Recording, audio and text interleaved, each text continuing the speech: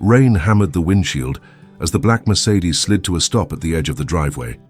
Claire stood alone in the cold, mud streaking her coat, one hand instinctively wrapped around her pregnant belly. The headlights washed over her trembling figure, turning the moment into a painful spotlight she never asked for. And from behind the glass, the man who once vowed to love her simply looked away.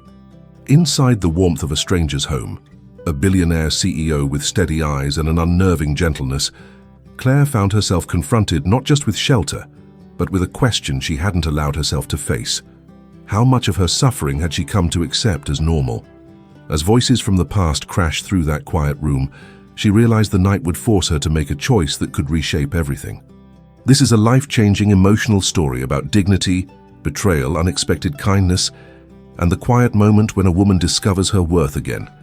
Behind one slammed door, and one open one, lies the truth that will guide every step she takes next.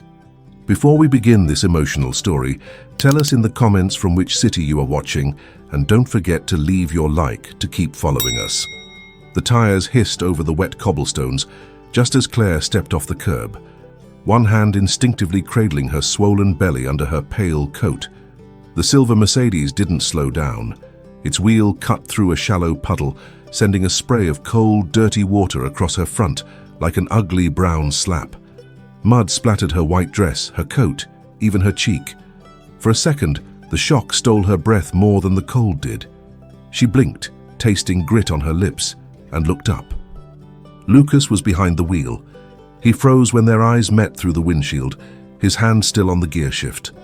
The blonde woman in the passenger seat, eyeliner perfect, nails tapping impatiently on her phone, glanced from Claire to him with a faint, satisfied curl to her lips. "Keep driving," she murmured, just loud enough that Claire saw the shape of the words. Lucas adjusted his jaw, looked away first, and pulled the car forward. The engine purred, the car gliding past Claire like she was nothing more than a mailbox or a trash can left too close to the driveway. The mansion behind her glowed warm in the early evening, every window of his new house lit like the inside of a jewelry box. The house she had helped him dream about long before there was any blonde mistress in the picture. Now she stood outside it, drenched in mud, her breath fogging in the cool Los Angeles air. "Lucas!" she called, the name cracking in the middle. The car braked for a heartbeat at the gate, red lights washing over her. Inside, he stared straight ahead, fingers tight on the steering wheel. Claire could see the tendons in his neck tense, the tiny movement of his throat as he swallowed. He heard her. He just chose not to turn around. The gate opened with a smooth, mechanical hum. The car slipped out onto the road and was gone. Silence fell heavy around her, only broken by distant traffic and the soft buzz of crickets in the manicured hedges. Mud cooled on her skin, seeping through the fabric, sticking to her like shame. A security camera above the door blinked a tiny red light, recording everything. His expensive car, her ruined dress, the way she stood there, trying not to fall apart. She took one slow breath, then another, and pressed her palm more firmly over her belly. "It's okay," she whispered to the child who kicked faintly in answer.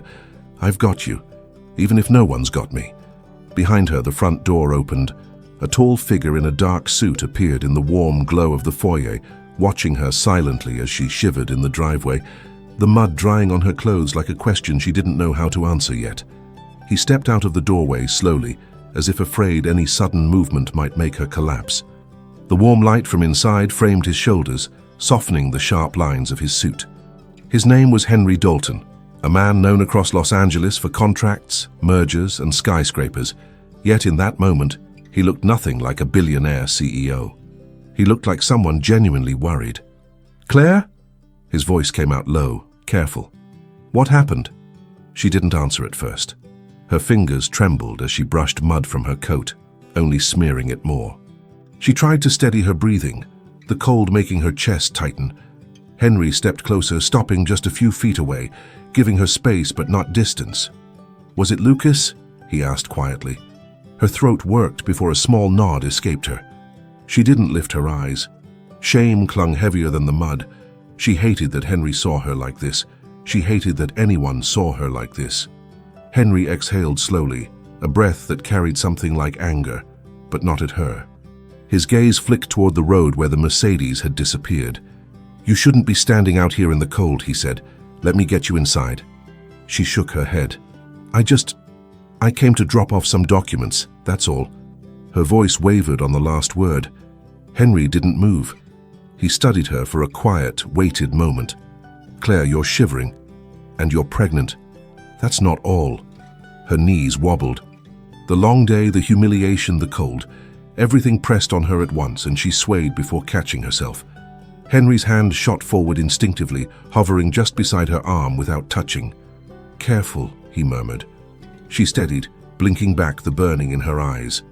"I'm fine," but her voice was barely audible. Henry hesitated, then gently tilted his head. "Please, just come inside and warm up. No expectations, no questions, just a place to breathe." Claire closed her eyes for a moment, the invitation hanging between them like a fragile offer she wasn't sure she deserved. Still trembling, she finally whispered, "Okay."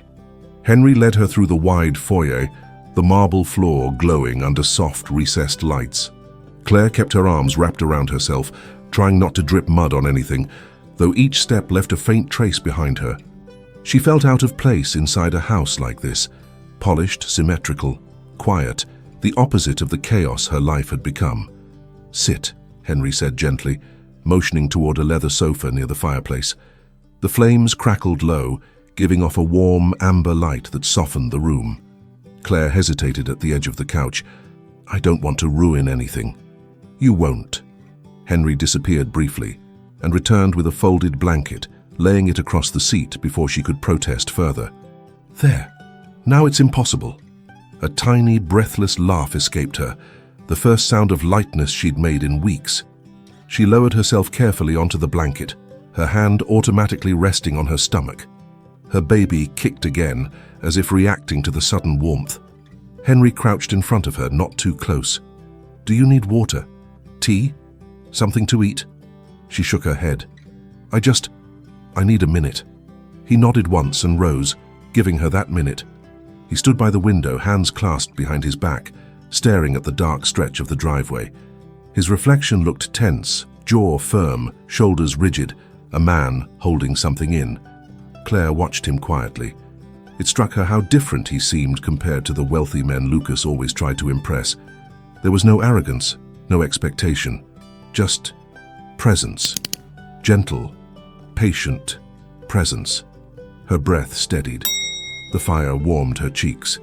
She wiped a spot of dried mud from her collar, her eyes burning softly with exhaustion. "Henry," she said. He turned at once. She swallowed. "Why are you being so kind to me?" His expression shifted, something conflicted, something unspoken, before he walked back toward her, steps slow, deliberate. "Because," he said, voice low, "no one should be left standing in the cold, especially not you." The room fell quiet again, but not the same kind of quiet as before.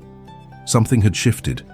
Claire tried to answer him, but the warmth of the fire and the sudden stillness around her made every emotion rise at once. She pressed her lips together, fighting the tightness in her throat.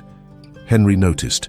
He didn't move closer, but he lowered himself into the armchair across from her, settling in like someone prepared to stay as long as needed.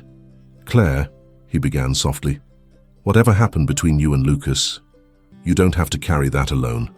Her eyes flicked up, startled by how gently he spoke her name. For months, every word she'd heard had been sharp, dismissive, rushed. Hearing softness felt dangerous. "I'm not trying to pry," he added. "I just want you safe." Safe. She hadn't felt that word in a long time. Her fingers traced small circles on her belly, grounding herself. "We were married," she said finally. And then, he wasn't happy anymore. Or maybe he never was. I don't know. Henry listened without blinking.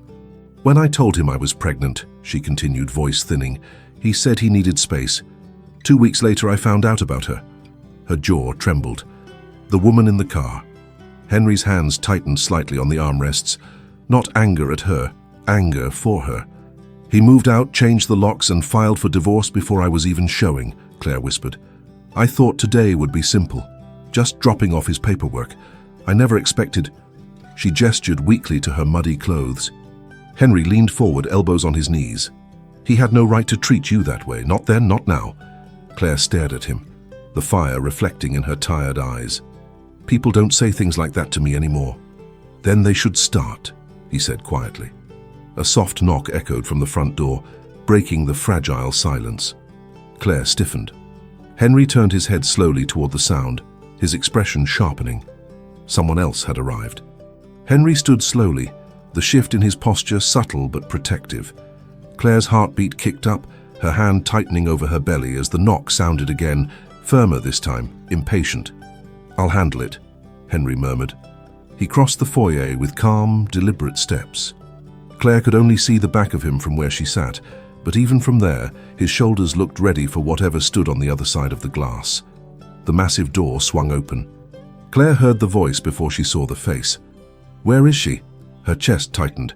She knew that voice, sharp, entitled, dripping irritation. Lucas stepped inside without waiting for permission, the blonde mistress clinging to his arm like she owned the house. Henry blocked their path with a single step forward. "This isn't your property to walk into," Lucas scoffed. "Relax. I'm here for my ex-wife.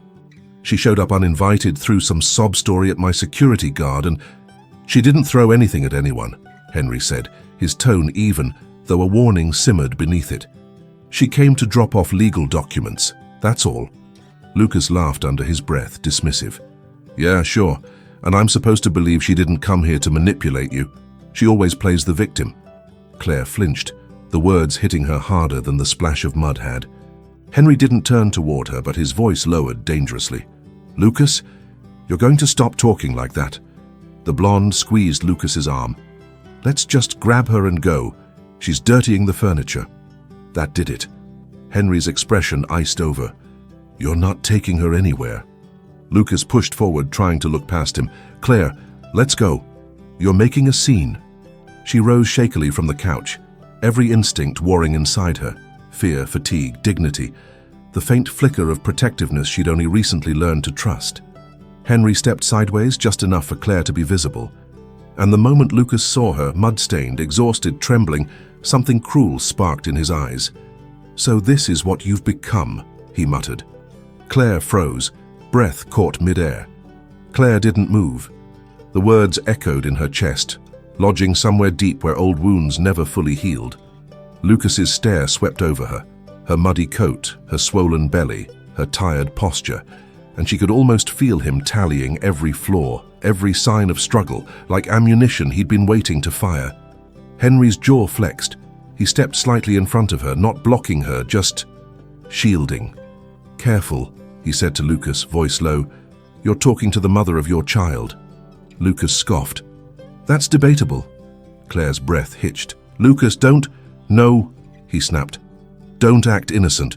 You trapped me with this pregnancy. Everyone knows it." The blonde beside him smirked, brushing imaginary dust off her designer sleeve.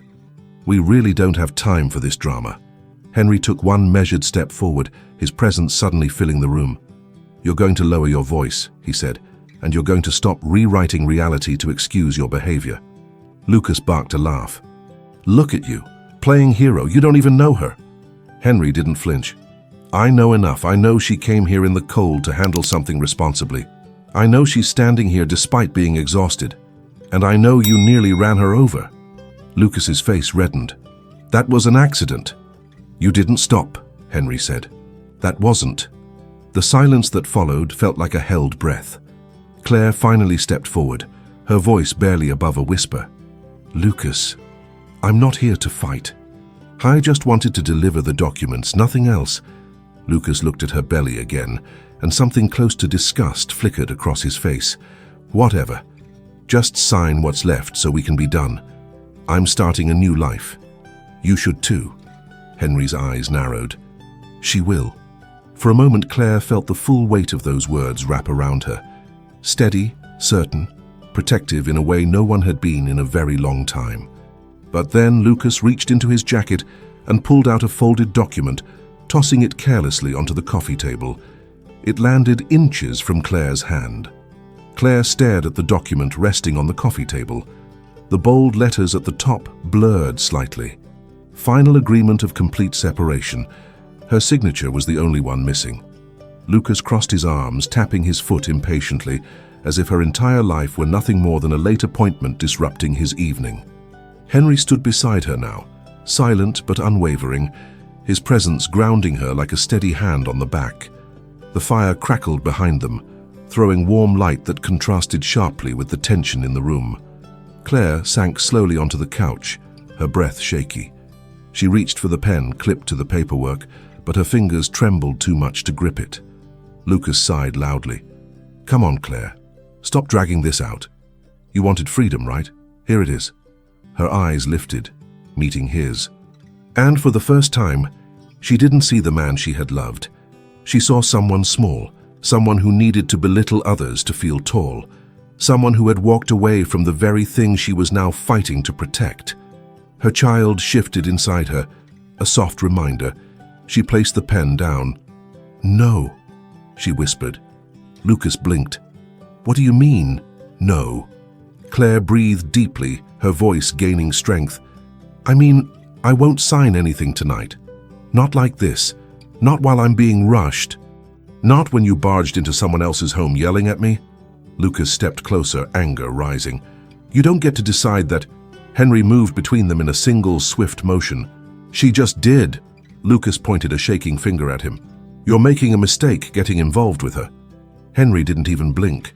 "The only mistake in this room is how you've treated her." Claire stood slowly, each movement steady, deliberate. "Lucas, this chapter is ending, but not because you demand it, because I'm choosing it." The room seemed to exhale. The blonde tugged on Lucas's arm again. "Let's go, this is pointless." Lucas glared at Claire one last time before turning sharply toward the door. The slam echoed through the foyer. Claire closed her eyes, her breath trembling. Not from fear, but from the quiet realization that something had finally shifted inside her. She was done breaking. Months later, sunlight drifted through the floor-to-ceiling windows of Henry Dalton's office. A space once feared by competitors, now softened by the quiet presence of Claire and the small baby sleeping in her arms. The world outside buzzed with business deals and headlines about the wealthy woman who had rebuilt her life beside a man known for power, but remembered now for kindness. Yet inside that room, everything felt still, safe, chosen. Henry watched Claire gently rock her child, an expression of quiet awe on his face. Not possession, not rescue, just a man grateful that fate had allowed him to offer shelter on a night when she needed it most, and grateful she had allowed him to stay. He approached her slowly, brushing a fingertip against the baby's tiny hand, his voice soft. "He looks peaceful." "He feels safe," Claire answered, meeting Henry's gaze with a warmth that carried every step of her journey, from mud-splashed humiliation to the dignity she rediscovered piece by piece. On the wall behind them hung a framed object, the torn, mud-stained coat she had worn the night Lucas abandoned her at the gate, not as a reminder of pain, but as a testament to survival, to second chances, to the quiet courage that had carried her forward. Visitors often asked why she kept it there. Claire always smiled, "Because it's where everything began." Lucas had drifted into silence, swallowed by the life he chose. No revenge, no bitterness, just distance. Claire wished him peace someday, but she no longer carried the weight of his choices. Her life had become something different now, a story rebuilt through kindness, community, and the unexpected hand that helped her stand again. And as she leaned her head against Henry's shoulder, watching their son breathe softly against her chest, she understood that healing wasn't loud. It was steady, patient. A gentle hand offered on a cold night, and accepted at last. Thank you for staying with us until the end of this heart-touching story. Tell us in the comments which moment touched you the most. Subscribe and turn on the bell to receive more stories that inspire and transform. Leave a like if you believe in the invisible strength of kindness, dignity, and family. And thank you for being part of this community that believes in stories with soul.